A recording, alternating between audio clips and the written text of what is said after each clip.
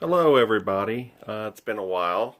Um, this is going to be a video journey into the before and after of my first colonoscopy. And my partner to help me through that experience, who has that experience already, is Mr. Dennis Cashin. Are you gonna get that spit out? Yeah, yes. This is impromptu, of course. Yes. So, Dennis, what do you remember about your colonoscopy? Well, I had a good time. I enjoyed it. Yes. And I think because of him sharing that experience with me, I'm looking forward to it. I don't feel apprehensive one bit. I know some people may feel apprehensive when they're faced with their first colonoscopy. So I'm hoping that this video will set you at ease, give you some good information, provide a little humor along the way, and hopefully you'll find it beneficial. So let's look at some things to consider when you're getting ready for your first colonoscopy. So the first thing to consider in a colonoscopy is your doctor will recommend for you, your primary physician will recommend when you should have your first colonoscopy. If you do not have a family history of colon cancer, like I do not have, then typically 50 is the age in which you get your first one. However, if you do have family history of colon cancer, then your doctor may have you start having them as early as 40, maybe even sooner, just depending on your particular medical history. So that's the first thing that happens is your doctor will kind of set the expectation for it and may refer you to a doctor that specifically does colonoscopies. So I had my first consult, or I guess my only consult for this colonoscopy, back on October 25th. And they were very helpful. They showed a diagram to kind of show what the procedure would cover, and gave me a lot of good information of what I need to do to prepare for that procedure, which is scheduled a couple days from now. So today is the last day that I've been able to kind of eat my normal diet, and I'll talk a little bit more about that momentarily. So after I had my consult, I talked to the scheduling coordinator who set up my appointment, which is going to be on February the 4th, and we went over this paperwork that basically just gives you instructions on what to do 5 days before the procedure, the day before the procedure, and the day of the procedure. And she made different notes and dates for me, wrote down specific medications and so forth that I needed to stop taking on certain days. And on the very last page, she had me initial and acknowledge that I understood the instructions. So all very official, just to make sure that I follow the procedure, because you want to follow the instructions, because if you're not adequately prepared for the procedure, they may end up canceling it if you're actually not prepared for it. So keep that in mind. Do follow the instructions carefully, and we'll talk about that here some more. The next step after you get your procedure scheduled, is they talk about, depending on what particular prep kit you get, they'll let you know what a reasonable price is. And in my case, I'm getting the soup prep, and they told me if it's going to be more than $50, and even with the coupon, to let them know, and they would see if they could try to get some additional coupons. Went back and forth between a couple of pharmacies and the scheduling coordinator, and then I was fortunate enough to end up with a free sample kit that she had available, that she let me have. So I ended up not having to pay for my particular prep kit. And I have it right here. It's called Soup Prep. And I will demonstrate the actual taking of this prep kit tomorrow, which is my all-day liquid diet day, and my prep day for the procedure on Monday. So today's Saturday, my last day to enjoy a normal diet. Sunday, tomorrow, is when I'm going to do my liquid diet, and as it so happens, tomorrow is the Super Bowl, so I'm not going to get to enjoy any Super Bowl food or parties or anything. So I did not take that into consideration when I had the appointment scheduled, but I just wanted to go ahead and get this taken care of at the first opportunity I could, and it just so happened to work out that way. Alright, so now that I am this close to my procedure, I wanted to point out that 3 days ago on January 30th was the 5-day before my procedure mark. And the instructions say do not take any ibuprofen products, anti-inflammatories, NSAIDs, basically any type of pain reliever. Pretty much Tylenol, which is acetaminophen, is the only one that they pretty much allow you to continue taking if you're on a regular routine painkiller regimen. Fortunately, I'm not taking painkillers on any type of regular basis. It's only kind of as needed, so I didn't have to worry about that particular requirement. The second requirement is do not take oral iron tablets, and she wrote down krill oil, which is something that I take. And krill oil is like Mega Red that you may have seen commercials for, which is good for your heart. It's a good substitute for fish oil. A lot of people complain about how fish oil makes you burp it up, and then it has a bad taste and doesn't always settle well in your stomach. Whereas krill oil is a very good alternative, and a lot of times has better benefits than fish oil. So that's one of the reasons why I take it. Plus, to be honest, I think it's a beautiful pill. It's nice and shiny and kind of jelly looking, very soft. Goes down very easy. So that's another reason why I like to take krill oil. And also you'll notice that she wrote aspirin. I also take baby aspirin. My doctor told me to start taking the low dose aspirin, which is represented by this small yellow pill here, the 81 milligram. I take that in the evening. So this blue container is my evening pills. The green container is my morning pills. So I stopped taking both of those pills starting on this past Wednesday, January 30th. And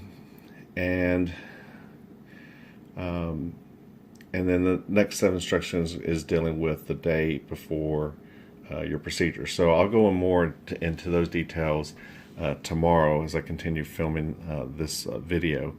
But what I wanted to point out about preparing your pills with this 5-day rule kind of in mind is the week before your procedure, depending on when you fill your pill containers for the week, just make sure that you mind the day. So last week when I filled these containers, I did not fill the aspirin or the krill oil beyond Tuesday of this week that we're just now ending.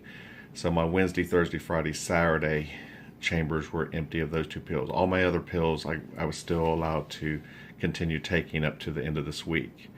You'll notice, I don't know if you can tell real clearly, but the chamber for tomorrow, Sunday, on both is completely empty. The instructions pretty much indicate that I can take some of my heart medicine and blood pressure medicine all the way up till the morning of the procedure, but I want my bowels to be clear as much as possible, so I'm going to forego taking all my pills on Sunday.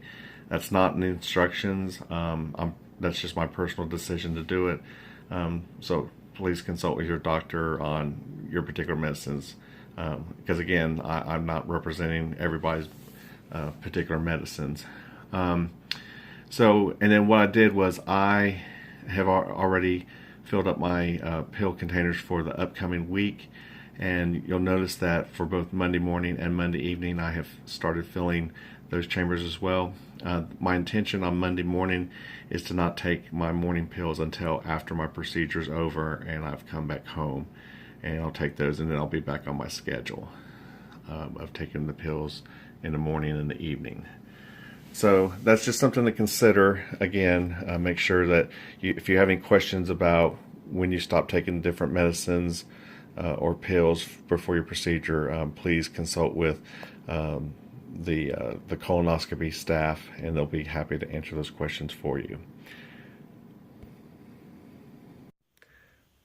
So it is now Sunday, February 3rd, the day that I'm on the liquid diet to prepare for tomorrow's colonoscopy. There's one final item that I forgot to mention in last night's clip about the medications and the steps that you prepare on day 5. So I forgot to point out this third step in 5 days before your procedure section. It says do not consume any foods that contain seeds or nuts. These foods take longer to pass through the bowel and should be avoided. And I did follow that instruction. I did not eat any nuts or food that has seeds in it. I know some people sometimes on their salads might put sunflower seeds or those kinds of things. So I was really careful not to consume any food with either of those items.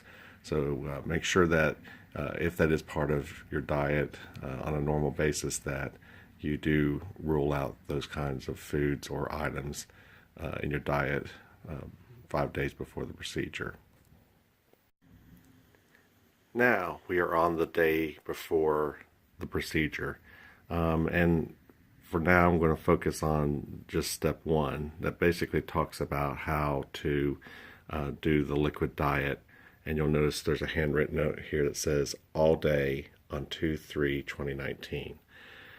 So basically it's just reiterating the fact that I need to make sure I'm consuming clear liquids the entire day before the procedure to avoid any dark colored liquids, so anything that's red, purple, or dark blue. No milk products, no vegetables, no breads or grains, no meats, and no fats and oils are allowed. By rule of thumb, a clear liquid is one that can be seen through. Some examples include clear juices without pulp, clear soda, chicken or beef broth, popsicles, jello, Italian ice, tea, coffee, clear hard candy, etc. If you're a diabetic, drink regular non-diet liquids in moderation throughout the day. So that's the instructions. My plan today, I do have some chicken broth. I only have one container, which is 32 ounces. I'm going to heat it up as if it's soup for breakfast. I may only do 16 ounces, or I might go ahead and have 32 ounces to start with. And then maybe go out later and get some more, because I only had the one container. And Dennis told me last night that I probably should have more on hand just to be prepared, since I'm not going to get to eat anything today. We also do have popsicles on hand, and I'll just have to make sure that if I do have any of those, that they are the light colored ones and not the dark colored ones like grape. And then pretty much as far as beverages, I'm going to drink a lot of water. So that's going to be kind of my day today. And then at 5 o'clock is when the fun's going to begin with the soup prep. So I'll do some clips of that later when it comes time for that. So this is an example of what I've been consuming today. This morning I had 32 ounces worth of chicken broth, and I'm now eating another 16 ounces of broth this afternoon before I get ready for my prep in about another half hour. Also, I've already had one popsicle, kind of a pina colada flavor. This one looks like it's either going to be lemon or banana, possibly. And I'll probably be sucking on some of those through the evening. And then, of course, good old water. So I'll actually be drinking quite a bit of this following the 2 doses of prep that I'm going to be doing later. All right, so this is kind of what kind of things you can expect to be able to consume amongst a few other possible items when you get ready for a colonoscopy.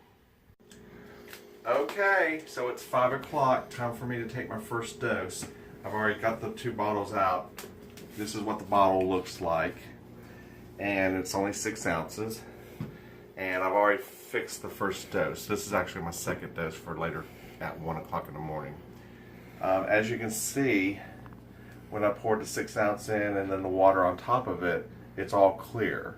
So I don't anticipate too much of a drastic effect on it. And it says to fill it up to the 16 ounce fill line. All right, so let's see what this is like. Dennis is anticipating. Well, it's got a taste. You're going to taste it. Okay. See, it's not bad. Yeah, it's kind of like Seltzer water. Yeah, and kind of a little bit grape or like a slight, like almost like cough syrup a little bit too. Yeah. Okay, drink up. Oh my goodness, are you going to be dramatic like that? No, but okay. I'm not gonna hold your nose and just drink it as long as you can drink it. Don't stop. Just keep drinking. Is that all you can? Don't take a bunch of air in with it. Just one long gulp. I can't chug it like that. I gotta do what I can.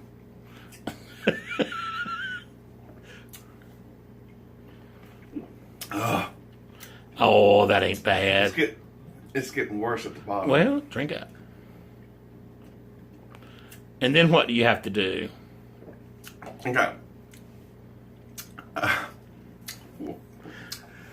So, I met the first goal.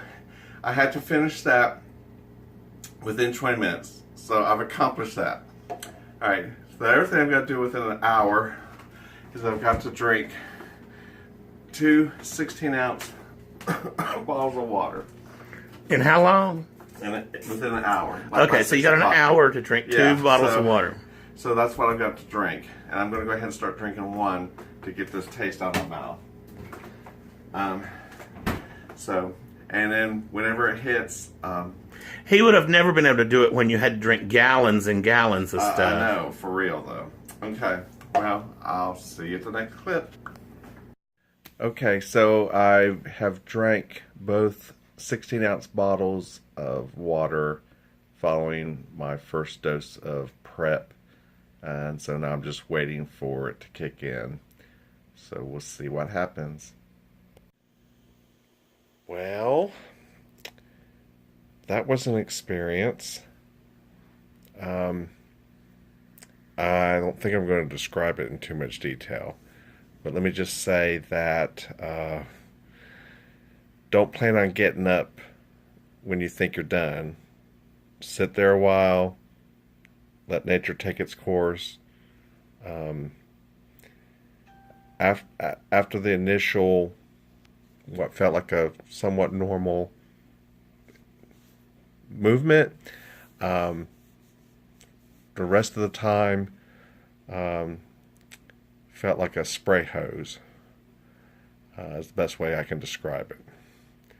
So, yeah, you just gotta let it keep clearing out your system. Hopefully it has settled down until I do my other dose later tonight around 1 o'clock. So we'll see you. It is now after 6 o'clock on the day of my colonoscopy, February 4th. So at 1 a.m. I got up, did my second dose of prep, 6 ounces mixed with 10 ounces of water for a total of 16 ounces. So that second dose didn't go down as well as the first, meaning I wasn't able to chug it like you saw earlier. Partway through I was gagging on it, but I forced myself to finish it off. I quickly drank 2 16-ounce bottles of water as prescribed. And maybe within 10 or 15 minutes, I resumed going to the bathroom. And I was probably going off and on for another solid 2 hours. So from 1 to 3, I was still up. Not as good an experience as earlier. It was pretty much all yellow water every time, and for some reason, a couple of those times, it really burned. I mean, I felt like my butt was on fire. I was like, I can't deal with this. Can't be normal. So I get this morning after I did get some sleep from from 3 to 4:30. Had to get up again. Went back for about 25 minutes. Got up. Went again. Took a shower. Dried off after my shower to go again. And my butt is sore from all that sitting on the toilet. In fact, I would get up as much as I could, stand up just to get a break from sitting on that hard porcelain seat. My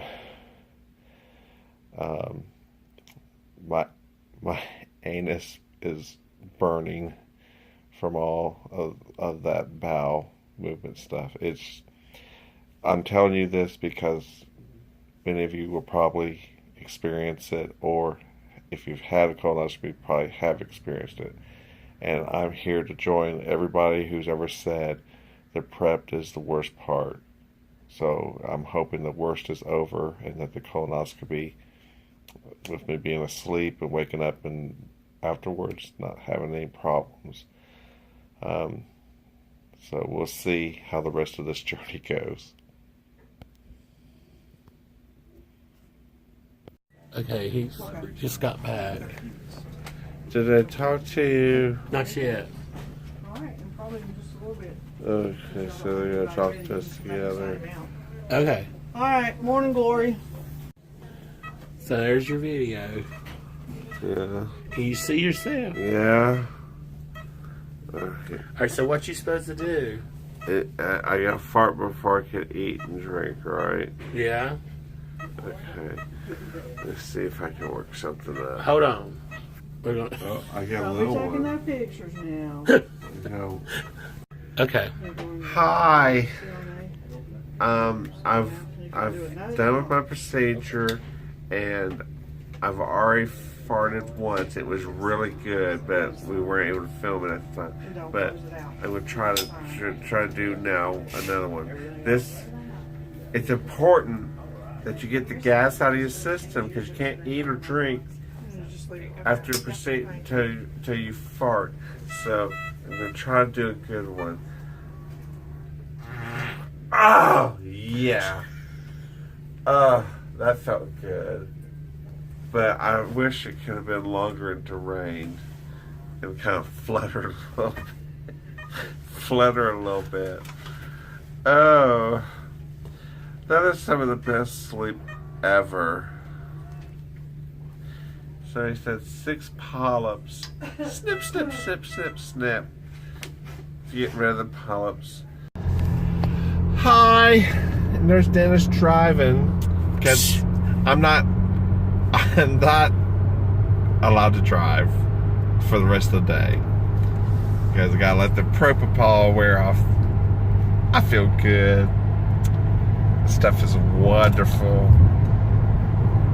I got my clothes back on. We've left the facility. We're going to Denny's for breakfast. I am so looking forward to having some real food after that liquid diet all day yesterday. And that's soup prep. Oh, Lord Jesus. That stuff, it burns like the dickens. We gotta go to Lowe's and get a new turlet now. He broke that one. Did not. Something I do need to get sometime soon. I need to get some Vaseline. Okay, you're on a video now. We don't need to tell out everything. I know, but people need to be aware. Oh, that's right. This is a how-to. This is an educational video, not just entertainment and humor. I want people to know what to expect. So, I mean, did I just miss? No, you did not miss. That goes on there, right? So, so anyway, I've got 6 polyps they took out, so they're going to run tests. And because of that, I have to have another one of these colonoscopies in 3 years instead of 5 or 10. So, not happy about that because I'm not looking forward to another soap prep or going through this again, but in the long run, it's better than, you know, the alternative of getting bad news. There's that skunk again. So, yeah, I think I might have hit it when I came up here. No, you didn't hit it. No, there was a dead one. It was already smashed On the a road. lot, and I think my tire might have hit it. So, but anyway, so this is the most fun part. I really enjoyed getting that gas out real quick because I didn't want to stay there any longer than I had to. I had some ginger ale. Oh, they were ready to push us out the door. Yeah, it was it's like a production. It's like an assembly line. That doctor was like, hurry up and ask me questions. I gotta go. Yeah. I wasn't impressed with this facility. Well, I was okay with it.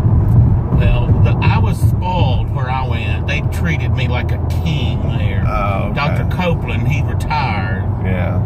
That was amazing. Yeah. Okay. Well, I think this pretty much wraps it up. I don't think there's anything else really to say. So it's over with for now. So there you go. There it goes. There's from the start to the end of getting ready, prepping, and going through it, passing the gas, all that good stuff. So hope you enjoyed. Hope it was educational. Hope we gave you an idea of what to expect. And the bears are wall to wall up here on the 7-7 in the Statesville, County area. So you better let off that pedal to the metal. Yeah. Oh, I see some smoke up here. All right. Y'all have a good day. What's he doing? And happy colonoscopies to all of you. Oh, close this up.